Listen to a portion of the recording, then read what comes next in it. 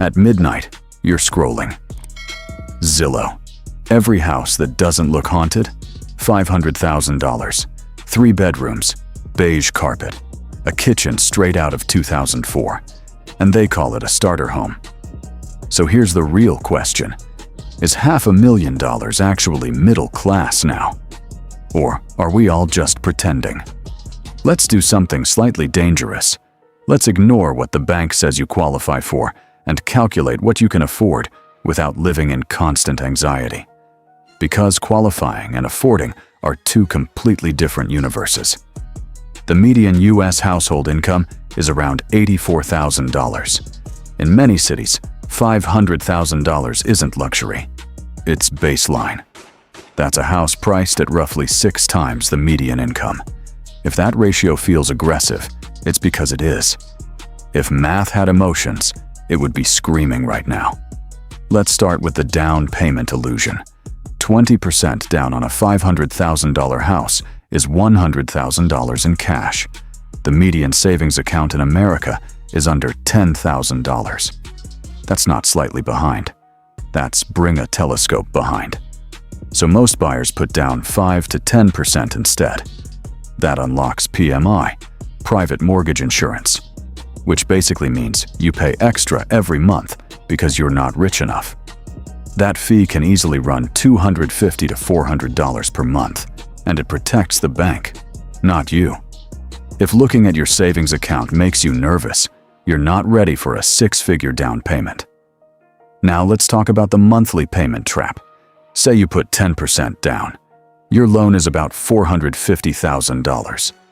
At 6 to 7% interest, your principal and interest payment lands around $2,800 a month. But that's just the beginning. Add property taxes. Add homeowners insurance. Add maintenance using the 1% rule. That's $5,000 a year. Add PMI.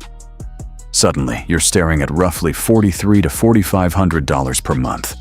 And that's before groceries, before cars, before life.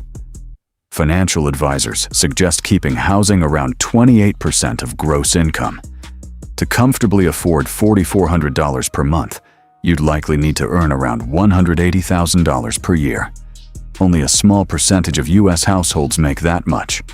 So if you feel squeezed, you're not bad with money. You're just running into reality. Picture a household earning $160,000 combined. That sounds strong. After taxes, maybe they take home around $9,500 per month.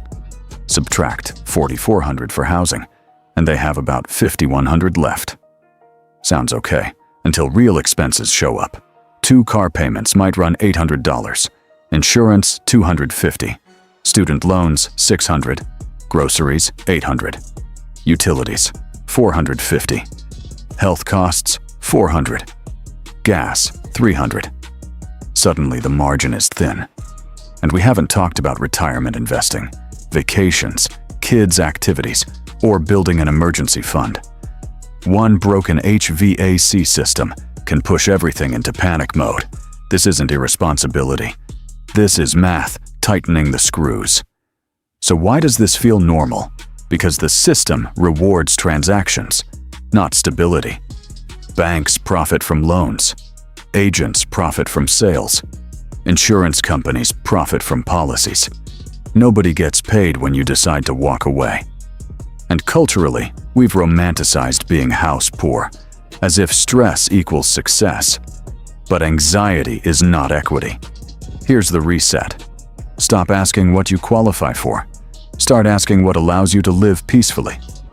Run the full ownership cost, mortgage, taxes, insurance, maintenance, HOA if there is one, and even the opportunity cost of your down payment. Then ask yourself, can I still build an emergency fund, invest consistently, handle a $5,000 surprise, and sleep at night? If the honest answer is no, the house is too expensive. Not emotionally, mathematically. Maybe that means buying at $350,000 instead of $500. Maybe it means moving to a different market. Maybe it means renting longer and investing the difference. There is no trophy for maxing out your debt-to-income ratio. There is only margin or stress. Let's quickly recap. $500,000 homes require far above median income to afford comfortably. Low down payments trigger PMI and increase long-term costs.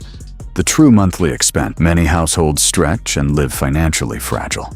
And approval does not equal affordability.